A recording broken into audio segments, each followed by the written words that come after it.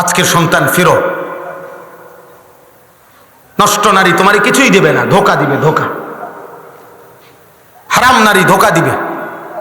একটা ছেলেকেও বলি, একজন ছেলে, আমার নাম মনে রাখো আনিসুর রহমান, আমি বলে গেলাম, বিবাহ বহির্ভূত যার সাথে সম্পর্ক করো কষ্ট পাইবা।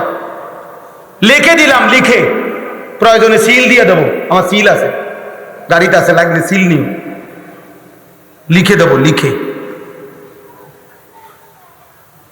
বিবাহ বহির্ভূত কোন নারীর সে অসৎ যদি সে কারোর সাথে সম্পর্ক করে, একেবারে সে চরিত্রহীন নারী।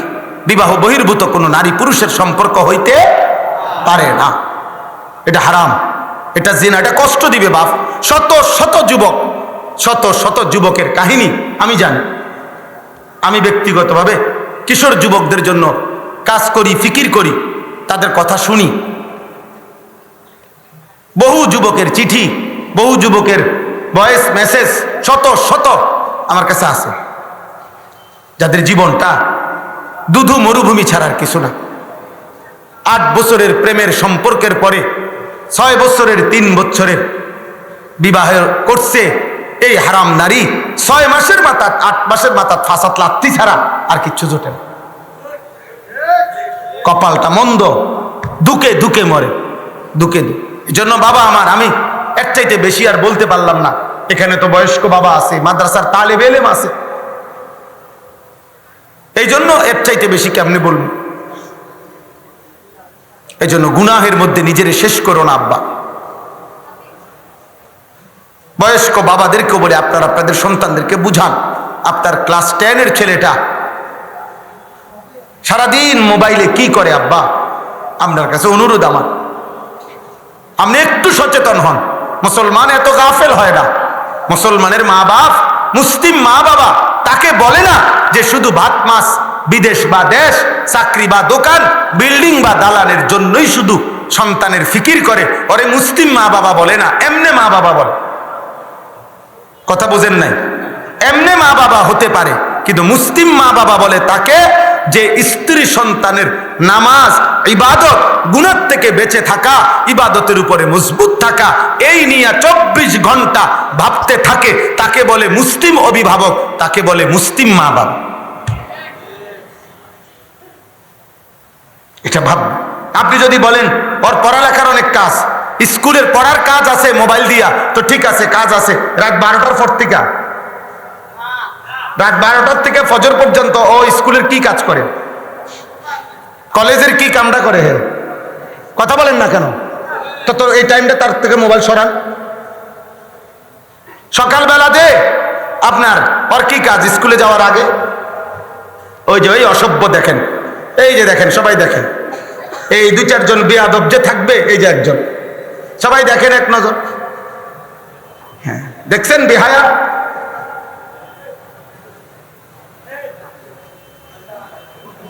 এত মানুষের এত কথা হচ্ছে, কিন্তু সে তার মোবাইল ধরে রাখছে। বুঝছেন? ঈশা গাদ্দার। এ মনে করে যে আরে বেটা হুজুর ইতান মানা করে লাভ না, আমি আমারটা করুন। আল্লাহ হেফাজত করে। তাহলে আমরা বললাম, আমি অভিভাবকদের কাছে সচেতন করছি, আপনারা ইদানিং কালে মুসলিম অভিভাবক বেশি বেখেয়াল। আমাদের মাদ্রাসার ছাত্ররা বিশ্বাস করেন, প্রত্যেক কওমি মাদ্রাসা আমরা যারা আবাসিক ছাত্র রাখে, বুকের মধ্যে একটা ভয়ে ভয়ে থাকি। প্রত্যেক বন্ধ, আমাদেরও বন্ধ সব। প্রতিটা পরীক্ষার পরে যে মাদ্রাসা বন্ধ দেই আমরা, আমি তো সারাটা দেশ কম বেশি চলি, তে আমরাও, আমার নিজের মাদ্রাসা আছে আলহামদুলিল্লাহ, 500 ছাত্র। আগামীকাল বন্ধ হবে দুপুরবেলা। তাইলে বোলজারের মধ্যে দুঃখ দুঃখ করে যে 3টা মাস কষ্ট করে 5 ওয়াক্ত নামাজ পড়াইয়া, আল্লাহর কোরআন পড়াইয়া 4 জন ছেলে ছুটে যায়, হেতে আর পড়তো না। কেন পড়বে না? ওই যে এই 7 দিনের অনবরত মোবাইলের আর এই অসভ্যতায় তার মাথাটা শেষ। আপনি জিজ্ঞাসা করেন যে কোনো মুহতামিমকে, খাম খেয়াল অভিভাবক বাইতে আইসে, হেতে ফুলাইন মানুষ কদ্দুর বাইতে আইসা যে 1 দিন পরে বন্ধ, মাদ্রাসা ছুটি দিছে, রঙের কথা কয়। সিহন কথা কয়ে বলি হেতে একটা আইসে মাদার। অতএব এখন আর এই এক সপ্তাহ তার আর কোনো আল্লাহ খোদা নাই, আখেরাত নাই, তার আর কোনো হিসাব কিতাব নাই। এই এক সপ্তাহ সে যা মনে করে তা করবে। এটা বুঝি কথা? কথা বলে না, এটা কেন ইনসাফ হইল? গুনাহ থেকে ফিরাইতে হবে, গুনাহ থেকে ফিরাইতে। সেদিন এক যুবক আমাকে বলতেছে, হুজুর আমি কোনোভাবেই মোবাইল ছাড়তে পারতেছি না। আমি তার একটা ছোট্ট উপদেশ দিছিলাম, আলহামদুলিল্লাহ সে মানছে। আমি বলছিলাম তুমি নিজ হাতে জিদ করে যেহেতু ছাড়তে চাও, আল্লাহকে মানতে চাও তো? জি হুজুর দিল থেকে চাই, কিন্তু মোবাইল তো ছাড়তে পারে। আমি বলছি তোমার এই দামি মোবাইলটা তুমি আসার দিয়ে ভাঙ্গা লাও, তোমার হাতে তুমি ভাঙ্গা ফেলো, গুড়া করে লাও। ওইটা দেখবা এই গুড়া যে করে লাইছো এটার জ্বালা কলজাটার মধ্যে জ্বলবো যে আয় হারে কি করলাম। তখন দেখবা গুনাহ ছুটে যাবে। আলহামদুলিল্লাহ ছুটেই গেছে।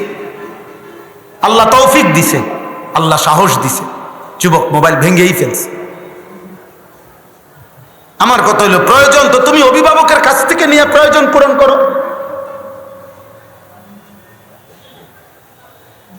আমাদেরকে তো বাঁচতে হবে। আমি এই এখনো গাড়িতে বসে বসে পড়তেছি, প্রিয় ভাই প্রিয় বাবা সবাইরে বলি, আল্লাহ নবী সাল্লাল্লাহু আলাইহি সাল্লাম বলছেন কোন জাতির মধ্যে যদি তিনটা জিনিস বেড়ে যায়, এক নাম্বার হচ্ছে মদ, দুই নাম্বার হচ্ছে গান বাদ্য, তিন নাম্বার হচ্ছে জিনা ব্যভিচার। নারী নেশা বাদ্য মানে গান বাদ্য, এই তিনটা এক খতিয়ানের। মানে যেখানে নারীর হারাম আড্ডা আছে সেখানে গানও আছে, সেখানে নেশাও আছে। যেখানে নেশা আছে সেখানে গানও আছে, গান বাদ্য আছে, জিনা ব্যভিচারও আছে।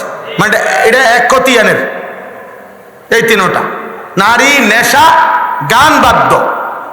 এই তিন জিনিস আল্লাহ রাসূল সাল্লাল্লাহু আলাইহি সাল্লাম বলেন যখন কোনো আমার উম্মতের মধ্যে বেড়ে যাবে তখন আমার উম্মতের মধ্যে তিনটি আযাব আসবে বড় বড়।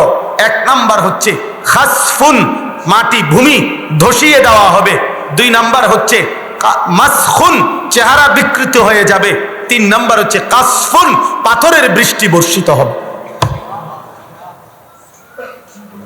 আল্লাহ নবী সাল্লাল্লাহু আলাইহি সাল্লাম বলছেন। আজকে আপনারা খেয়াল করেন আপনাদের যুব সমাজ কি করছে, করছেটা কি আপনারাই দেখেন। চুল দেখে বুঝেন না ইসলামের সাথে তার কোনো সম্পর্ক আছে কিনা? সারাদিনে এক ওয়াক্ত নামাজ পড়ে না, আপনি কি বুঝেন না আল্লাহর সাথে তার কোনো সম্পর্ক আছে কিনা? মনিবের সাথে তার কোনো সম্পর্ক আছে কিনা? আল্লাহ আমাদেরকে হেফাজত করেন। অতএব দয়া করে সামান্য দুনিয়া, এই আমি আমার বক্তব্য এখানেই ছোট্ট কয়েকটা আয়াতের তর্জমা বলছি, মূল বক্তব্য এটা আল্লাহ তাআলা বুঝাইতে চাইছেন।